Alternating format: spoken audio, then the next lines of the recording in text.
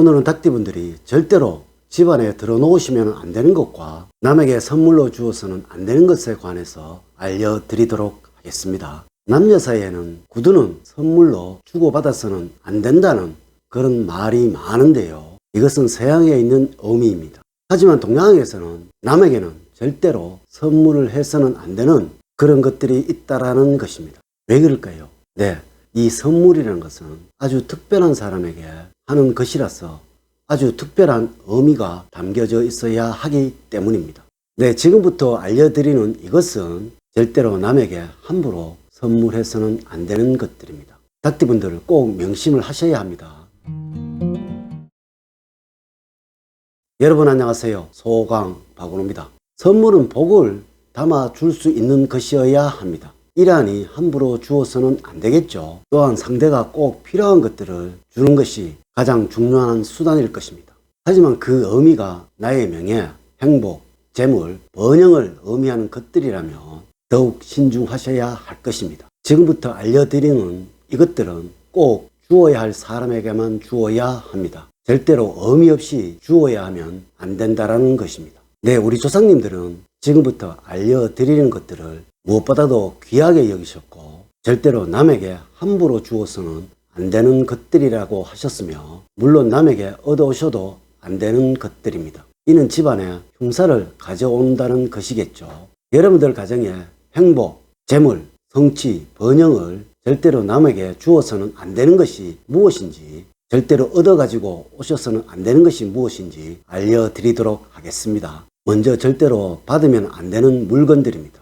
첫 번째로 남이 쓰던 오래된 가구입니다. 오래된 가구는 사용한 사람의 혼이 담긴 물건입니다. 물론 이것이 살아있는 사람의 물건이라도 문제가 될 것인데 이것이 유명을 달리한 사람의 물건이라면 절대로 가져왔어도 안 되고 또한 얻어서도 안 된다라는 것입니다. 이로 인해서 우리 가족의 안정과 행복이 깨어질 수도 있다라는 것입니다. 물론 앤틱 가구나 고가구로 제작된 것, 얼마 사용하지 않아서 정이 담기지 않았는 물건이라면 이것은 상관이 없습니다. 이 가구를 혹시 남에게 얻으실 때는 그 소유주가 얼마나 사용하였는지를 꼭 신경을 쓰셔야 합니다. 간혹 아파트 앞에 남이 쓰다가 내어놓은 것을 아깝다고 가져오시는 분들이 계시지요.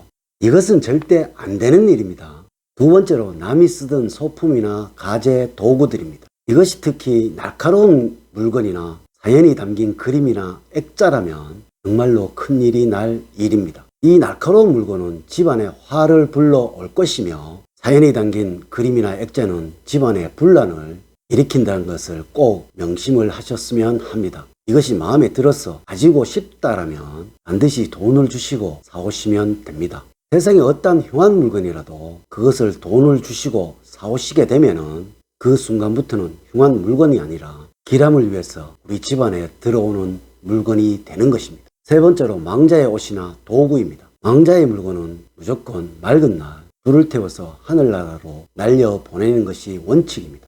부모님의 물건도 이러할 것인데 이 물건이 남의 것이라면 어떠한 것이라도 비록 돈을 주고 사왔다고 하더라도 흉한 것이 되는 것입니다.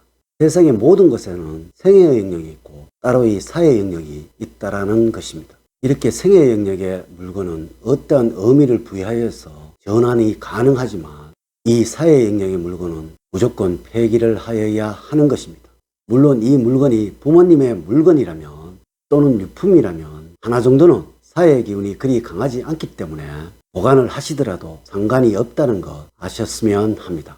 다음으로는 함부로 선물을 줘서는 절대로 안 되는 물건들입니다. 첫 번째로 집에서 잘 키우고 있는 식물들입니다. 네, 이렇게 키우는 식물들은 나의 가정의 식구라는 개념입니다. 살아있는 생명체라고 할 수가 있겠네요. 우리의 조상들은 집안에 기르는 수목들을 식구라고 생각을 하셨습니다. 마치 요즘에서 반려동물로 같이 생활하는 강아지, 고양이를 생각하시면 될 듯 하네요. 이 반려동물들을 닭띠 여러분들도 당연히 식구라고 생각을 하시고 계시지요. 네, 맞습니다. 이 식물 역시 그러합니다. 이 역시 여러분들의 정성과 손때가 묻은 것이라면 이미 동화가 되어 있는 것입니다.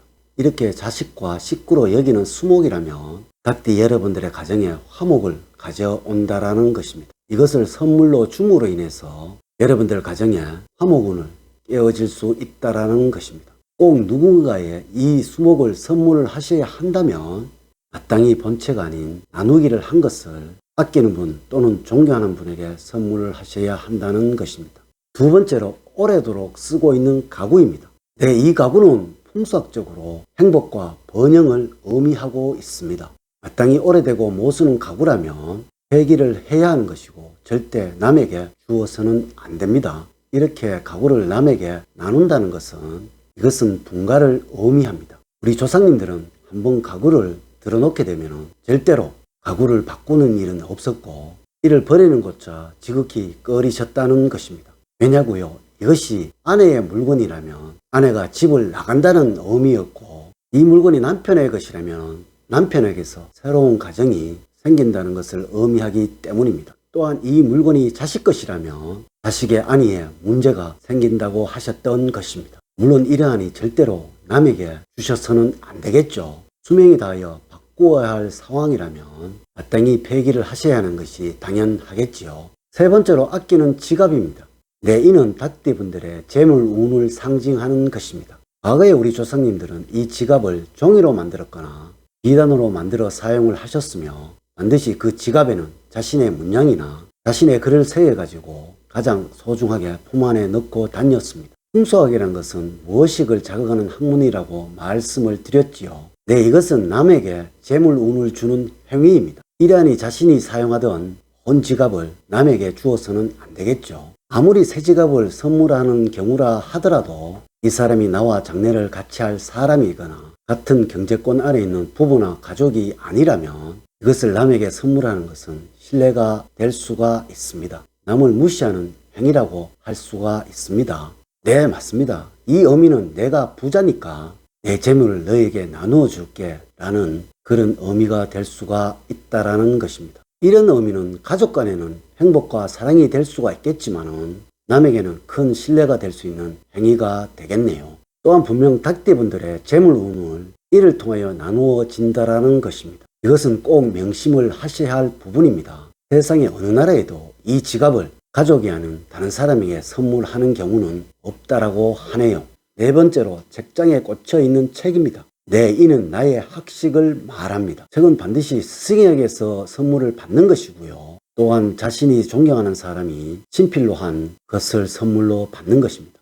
내 책장의 책들은 나의 권위를 말하는 것이고 나의 성취를 말하는 것이라고 우리 풍수학에서는 그 의미를 분명히 규정을 하고 있다라는 것입니다. 오늘은 닭띠분들에게 절대로 집안에 들어놓으면 안 되는 것과 남에게 주어서는 안 되는 선물에 관하여 말씀을 드렸습니다. 늘 말씀을 드립니다. 풍수학이라는 학문은 우리의 무의식 속에서 어떠한 영향을 주는 상황으로서 그 흉과 기를 판단하는 것을 말합니다. 이제 이야기를 마칠까 합니다. 늘 사랑과 행복이 넘치는 삶 만들어 가세요. 오늘 긴 시간 시청해 주셔서 감사드립니다. 감사합니다.